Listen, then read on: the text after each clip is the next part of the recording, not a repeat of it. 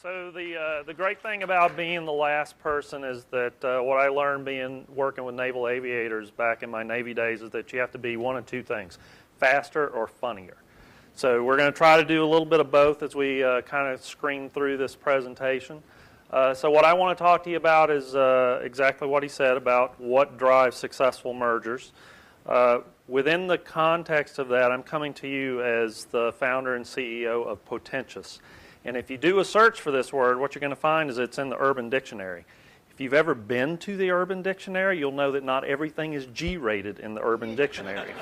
So I wanted to be clear that my definition of potentious that I used out of the Urban Dictionary is the state of having potential. So got my doctorate from the Penn Chief Learning Officer Executive Doctorate Program, a great opportunity, and in that is kind of what set me on this path of looking at leadership and organizational performance.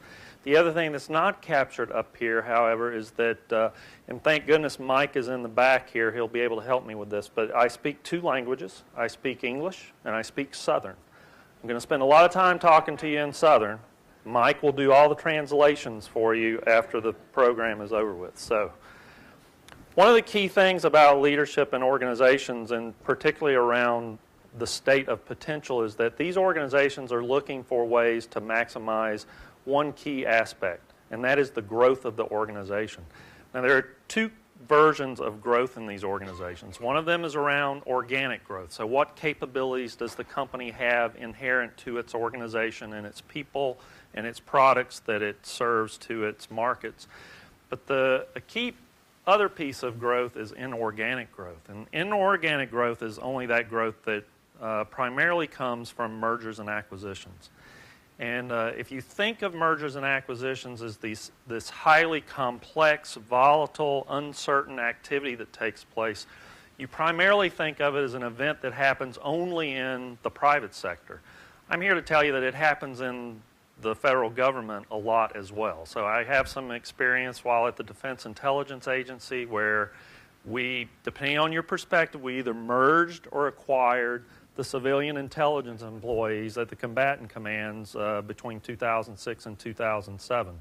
But the reality of these things is that in the private sector, M&As will continue to be a mainstay of inorganic growth. So even though it's been relatively flat since 2008 and the financial crisis, there is still an immense amount of money, upwards of almost $3 trillion put towards global M&A activity. But the key with these M&As is that they are loaded with risk. And if you look at what the research tells you, the research says that anywhere from 40 to 80% of M&As fail to meet their stated objectives and in many cases destroy shareholder value. And so because of that, it was an area that I really wanted to focus in on. And you know, a lot of researchers and consultant companies from the Big Four have looked at these things to try to figure out, okay, what drives a successful merger or acquisition in the organization or in the world. The other piece of this is what employees feel. So, show of hands, how many of you have been the little fish? Okay, so there's a few. How many of you have been the big fish? Okay. How many of you have been the big fish that turned into the little fish? Yeah, exactly. So, it all depends on your perspective and where you are in the organization. So the key is, how do you reduce the risk? What is an area that you could focus on to help alleviate some of this activity that causes so much uncertainty and volatility? And if you look, a lot is built around due diligence. So this piece of, you find this organization that you want to go after, or this company, and you do this due diligence process. And HR has its part in doing the due diligence process. But when you look at the things that HR does for the due diligence, assessing employee issues, analyzing organizational culture, at the end of the day, these things don't really affect the decision of whether we're going to go in and make this acquisition or not. It's really primarily driven by the financial numbers. But then if you look at this quote from Buckminster Fuller, the key is you got to change the model. So what is something that we could focus on from a human resources perspective that allows us to have a greater impact not only on the decision of whether to go after this merger acquisition, but ultimately the success of that merger acquisition? So it gave me this idea of specifically looking at organizational leadership capability. So you've heard some of the speakers talk about today big data. So there's a wealth of data in our organization on our organizational leadership capabilities, and that was something that I wanted to focus in on as I looked and did this research. So leadership being the key driver of this. And if you think of mergers and acquisitions as these major change events in organizations, you understand that the only way to get major change events through an organization is through the leadership that you have in the organization, but not just the top-level leadership. Sure, change is driven from the top. What this research indicates is that a lot of M&A decisions are driven from the top, but the reality is for these things to be successful, you need leadership all throughout the organization to make it successful. So my study looked at 94 M&As between 2004 and 2008. It covered the high period of 2007 when there was almost $4 trillion spent on global M&A activity, and 2008 when you saw this big drop due to the financial crisis. So what I got access to was a 360 assessment database. PDI Ninth House, who has since been acquired by Korn Ferry, they told me they really wanted this research ahead of time, but I just couldn't get it to them. So they gave me access to their 360 database. What it had was over 18,000 360 assessments for acquirers in their own group, and then a little over 2,000 for target companies. The first big aha moment for me was acquirers don't apparently do a lot on the leadership assessment side. So does that indicate that they don't have leadership capability or it's not as important to them? Who knows? The other pieces I had 360 assessments covering individual contributors all the way up to the C-suite. So we had a nice, robust data set to work from. These other numbers represent the number of individuals that did the assessments. So for acquirers, there were over 173,000, and for targets, over 22,000 individual people that assessed leadership in these organizations.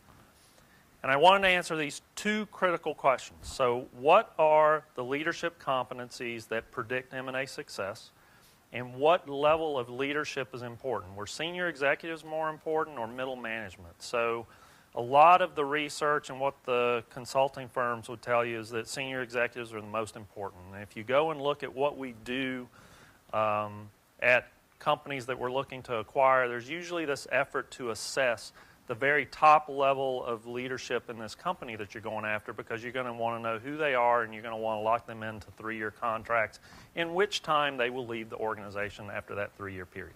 So what came out of that was the focus on 4 leadership areas from the competency models that PDI Ninth House had. So there were 14 specific leadership competencies that were part of the study, and I wanted to know which one of these 14 really predicted the success of an M&A. So the key findings. So for acquirers, these 7 competencies out of the 14 predicted M&A success. What you'll notice is that there's not a lot there about thought leadership or results leadership. So there's one competency, focus on customer needs, from the results leadership area. The other 6 are from the people and the personal leadership areas. And if you've read anything about M&As, again, they don't fail because of the financials. They fail because of the people aspects that are not really focused on. For target companies, a much smaller set, which was really surprising. So while there's one thought leadership competency there and provide direction, the other 3 came from specifically the people leadership area. And if you look at these, and even my own experience with what took place with the combatant command civilian intelligence employees, this makes perfect sense. If you're going to build a relationship and make an organization successful, you have to act with integrity first. So you have to build trust in that organization. If you can't build trust, you can't possibly influence the people in that organization or motivate the people in that organization. And you need to find those people on the other side of the street that are in the company that's being acquired as well. This was driven even more by the other findings. So senior executives have a greater effect on a successful M&A as the acquirer. What you would have expected is a similar approach on the target side, but the reality is middle management has a greater effect. And you think about that, what takes place in a company that's being acquired. There's this great amount of uncertainty. The high-level leadership may be leaving, they may be staying, but middle management is the one that has to take this organization, take the pieces that are laying all over the place, and help it to grow within the new organization that has acquired it. So, now, this wouldn't matter a hill of beans if you didn't look at what was the financial performance of these companies that participated in this. So this is strictly for the acquiring companies. So I looked at two financial performance numbers. One was the total shareholder return of the company as compared against its large cap index, which is the number on the right, or its industry sector index. So if it was a technology company, look at the technology index that it was part of. So for companies, acquiring companies that had all 7 of those leadership competencies, on average, their performance was 8.4% and 10.4%, which you think, okay, that's pretty good over a 2-year period. It was even more pronounced for those companies that had the 7 leadership competencies but had negative performance. So if you had the 7 leadership competencies, this was your financial performance over that 2-year period. Still negative, still not where you want to be, but if you didn't have the 7 leadership competencies, this was your performance on average. So a huge difference in having the right leadership skills in an organization. So the key is, how do you understand your collective leadership capability in your organization? And the real driver of that is, again, you have all of this wealth of data available to you to understand that. You know, so Jody was just talking about employee engagement. So you know employee engagement capabilities of your leaders. All the 360 assessment data that you collect, you have access to really understand what your collective leadership capability is. And what we haven't done is put that to use on the merger acquisition side to get a better understanding of how it can impact success or non-success. So in conclusion, leadership is key to M&A success if it is the right profile. So you're looking for those 7 leadership competencies for the acquirer, or those 4 leadership competencies for the target company. Middle managers have a greater effect on M&A success of the target company. So we need to spend less time looking at the senior executives of the company we're going to acquire and focus our time on what is happening in the middle management and identify the right people that we want to connect with our people on the acquire side to build it. And while I didn't spend any time on this because this is a totally different discussion, if you are a technology company, the leadership profile is different for you. If you are a financial company or a healthcare company or industrial manufacturing company, the leadership profile is different. So the key is you need to understand what sector you're in, what you're going after, and then understand the collective leadership capability of your organization as well as the organization that you're looking to go after. So, thank you.